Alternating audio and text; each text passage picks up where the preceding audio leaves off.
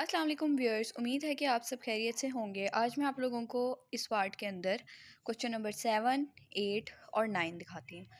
तो question number 7 जो होता है 9 क्लास के अंदर आता है कॉम्प्रीहेंशन पैसेज का।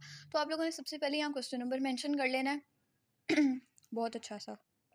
और उसके बाद आप लोगों ने कॉम्प्रीहेंशन पैसेज को यहाँ पर मेंशन कर लेना है ताकि एग्जामिनर को बार बार सफ़े पलट पलट कर ये ना देखना पड़े कि कौन सा क्वेश्चन ये है। ठीक है।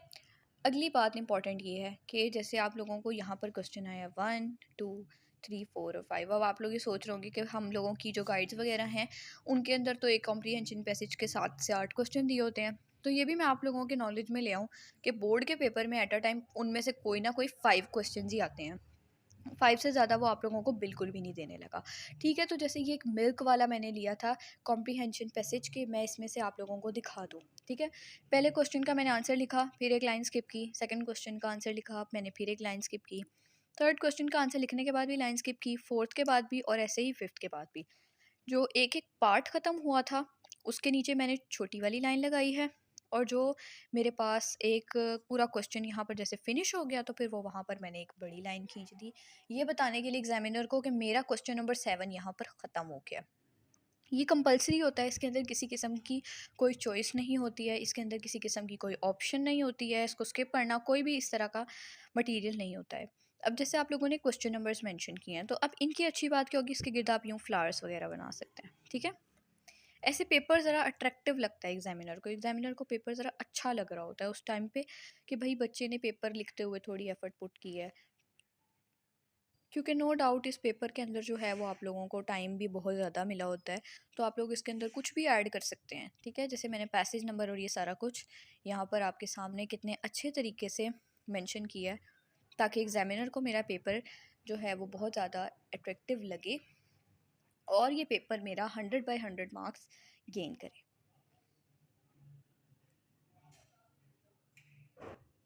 अब मैं आप लोगों को ना अगला क्वेश्चन दिखाती हूँ। ठीक है, क्वेश्चन नंबर 8 ये है मेरे पास। क्वेश्चन नंबर 8 जिसमें आप लोगों को आती है ट्रांसलेशन उर्दू टू इंग्लिश। तो आप लोगों ने ऊपर सबसे first of all question number mention कर लिया, उसके बाद लिखना है कि ट्रांसलेट द फॉलोइंग। आगे आप लोग सेंटेंसेस भी लिख सकते हैं, ट्रांसलेट द फॉलोइंग लाइंस भी लिख सकते हैं, वो आप लोगों की मर्ज़ी, आप कुछ भी लिख सकते हैं। फिर 1, 2, 3, 4 एंड देन 5। ये पेपर के अंदर आप लोगों को 8 आते हैं, तो ये 8 में से आप लोगों ने 5 करने होते हैं।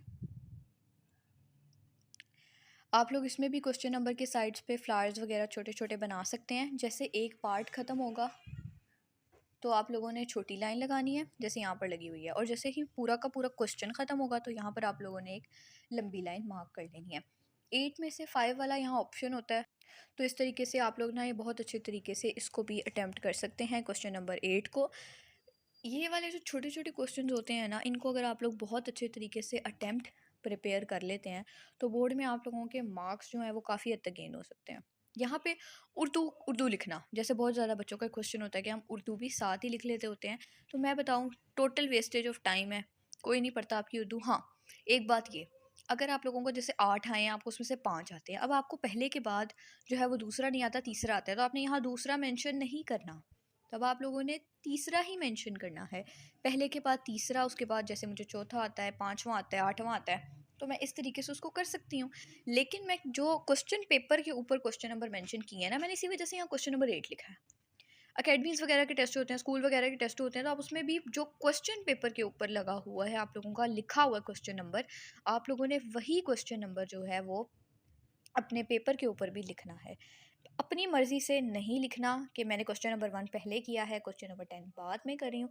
मतलब कि अपनी मर्ज़ी से क्वेश्चन नंबर्स में चेंजिंग नहीं करनी। क्वेश्चन पेपर पर जो एक दफ़ा मेंशन कर दिया गया है एज़ इट इज़ आप लोगों ने वही क्वेश्चन नंबर जो है वो मेंशन करना है। जैसे कि यहाँ पे मैंने आप लोगों को बोर्ड के हिसाब से बताया है। एकेडमी में भी प्रैक्टिस करते रहेंगे तभी आप लोग जो है वो फुल परफॉर्म कर पाएंगे। नेक्स्ट मैं आप लोगों को दिखाती हूँ क्वेश्चन नंबर 9, जो कि 9 क्लास का ना क्वेश्चन पेपर में लास्ट क्वेश्चन होता है, तो वो मेरे पास ये है क्वेश्चन नंबर 9। ये मैंने आप लोगों के लिए पेपर्स रेडी करके रखे हैं क्योंकि ये लिखने में आप लोगों को लगना था बहुत वीडियो में वेस्टेज ऑफ टाइम हो रहा है, तो उस वजह से मैंने आप लोगों के लिए पहले ही लिख के रख लिया। जैसे क्वेश्चन नंबर 9, ये भी आप लोगों के बोर्ड के पेपर में यूं ही मेंशन हुआ होता है। अकेडमीज़ वगैरह में आप लोग अपने क्वेश्चन पेपर के हिसाब से यहाँ पर लिख सकते हैं कि आप लोगों को कौन सा क्वेश्चन आया हुआ है। जैसे ये चेंज इन वॉइस आप लोगों के पेपर में आता है, तो आप चेंज इन वॉइस भी लिख सकते हैं, change the voice, change the following voices, कुछ भी लिख सकते हैं। एक्टिव एंड पैसिव वॉइस भी इवन लिख सकते हैं।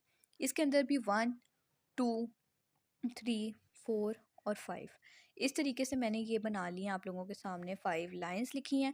जहाँ पर एक छोटी ख़त्म हुई है वहाँ पर छोटी लाइन, देखिए ये बात आप लोगों ने ध्यान रखनी है। पेपर में इन्हीं छोटी छोटी चीज़ों से फ़र्क पड़ता है, इन्हीं छोटी छोटी चीज़ों से पेपर के अंदर बहुत ज़्यादा फ़र्क पड़ता है। जहाँ पे क्वेश्चन नंबर ख़त्म हो गया वहाँ पर ये। अब एक इम्पॉर्टेंट चीज़ जो मैं आप लोगों को यहाँ पर बताना चाहती हूँ वो है पेपर के एंडिंग के हवाले से। यानी कि अगर आप लोगों का पेपर ख़त्म हो गया तो फिर आप क्या करें, एंड पे आप लोगों के पास थोड़ी सी शीट्स वगैरह बच गई हैं, तो जैसे नीचे से मेरी जगह बच गई है और इसके अलावा सपोज कर लेते हैं कि मेरे पास जो है वो जैसे अंदर से भी मेरी शीट बच गई है, ठीक है। तो अब मुझे इसमें टेस्ट वगैरह में क्या करना है, ठीक है। तो इसका जो अच्छा सबसे ज़्यादा अच्छा तरीका होता है ना वो ये होता है कि आप कोई ना कोई बॉल पॉइंट पकड़ लें, ठीक है। कोई बॉल पॉइंट पकड़ लें या फिर इवन आप एक पॉइंटर पकड़ लें, ठीक है। ये बात आप लोगों ने टेस्ट के अंदर भी अप्लाई करनी है, ये बात आप लोगों ने बोर्ड के लिए भी याद रखनी है कि एंड से जब ये आप लोगों का बच गया पेज, तो इसमें आप लोगों ने यूं करके लाइनिंग कर लेनी है 3, ये 3 लाइनिंग कर लेनी है। इन 3 लाइनिंग को करने का क्या फ़ायदा होगा कि फ़र्दर आपका पेपर यहाँ से आगे कंटिन्यू नहीं होगा। आगे जैसे कि अगर मेरे पास आगे थोड़ी सी शीट्स बच गई हैं तो उनके ऊपर भी मैंने यही करना है कि इनके ऊपर भी मैंने लाइनिंग कर लेनी है, ठीक है। उससे आप लोगों के पेपर में कोई भी चेंजिंग किसी भी किस्म की नहीं हो सकती।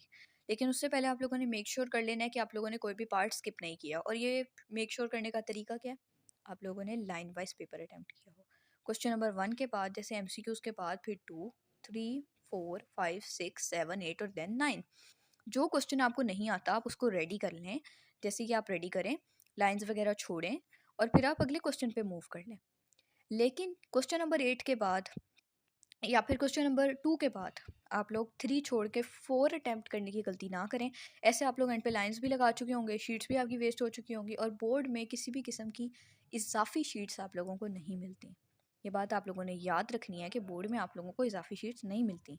आप लोगों को जितनी शीट्स मिली होती हैं 32 साइड्स यानी कि 16 शीट्स मिली होती हैं, वो पेपर करने के लिए इनफ होती हैं। लेकिन शौक में आके क्वेश्चन नंबर 9 किया, लाइंस लगा दी और ख़त्म कर दिया, तो ऐसा करने से आप लोगों का पेपर ख़राब हो जाएगा सारा का सारा। तो ये मैंने आप लोगों को तरीका बता दिया सारा पेपर अटैम्प्ट करने का, ठीक है। तो मैं आपको दिखाती हूँ, एक दफ़ा ओवरव्यू ले लेते हैं पिछले पेपर का। अगर आप देखें ऐसे, ये लास्ट जैसे मेरी साइड है, ठीक है। और एक ये, आई होप आप लोगों ने इससे ज़रूर कुछ ना कुछ सीखा होगा। मेरी वीडियोस को फॉलो करते रहें, लाइक करते रहें, सब्सक्राइब करते रहें, तो मैं आप लोगों को फ़र्दर बोर्ड के हिसाब से ज़रूरी इन्फॉर्मेशन, इम्पॉर्टेंट एसेस और हर तरह की इन्फॉर्मेशन से आगाह करती रहूँगी। अपना बहुत बहुत ख्याल रखिएगा। अल्लाह हाफ़िज़।